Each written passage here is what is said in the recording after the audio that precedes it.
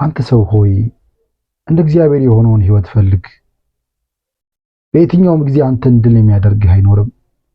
ከሰዎች ሁሉ ይልቅ ምናምን የተደረገህ ብትቆጠርም እንኳ ከሁሉም ይልቅ ኃይለኛ ትሆናለህ። በተቃራኒው በጎ ምግባራትን ከማድረግ ቸል የምትል ከሆነ ግን ከሰዎች ሁሉ ይልቅ ኃይለኛ አንተ ብትሆንም እንኳ በሚያጠቁ ሁሉ በቀላሉ የምትጎዳ ትሆናለህ። ከላይ የነገርኩ ምሳሌዎች ሁሉ ይህን የሚያስረግጡ ናቸውና ኃጥአን እንዲህ አይደሉም። ነገር ግን ነፋስ ከገጸ ምድር ጠርጎ እንደሚወስዳቸው ትቢያ ናቸው። ትቢያ በኃይለኛ ነፋስ ተጠርጎ ለመወሰድ ቅርብ እንደሆነ ሁሉ ኃጥአንም በማንኛውም ፈተና ለመወሰድ ቅርብ ነው።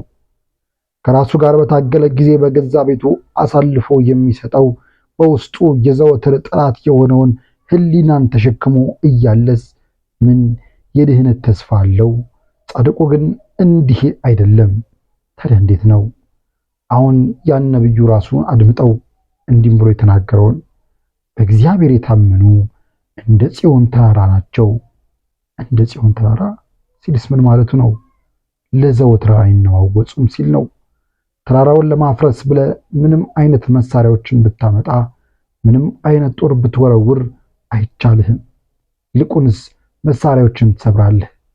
አንተም ጉልበትን ታደክማለህ እንጂ እንዴት ይቻልሃል?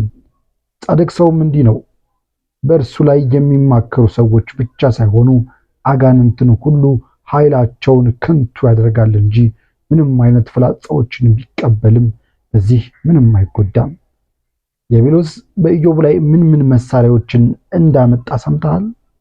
ነገር ግን በዚያ ጥቃት እርሱ ራሱ ደክሞ ፍላጻዎቹ ሁሉ ተሰባብረው መሳሪያዎቹም ሁሉ ከጥቅም ውጪ ሆነው ሄደ እንጂ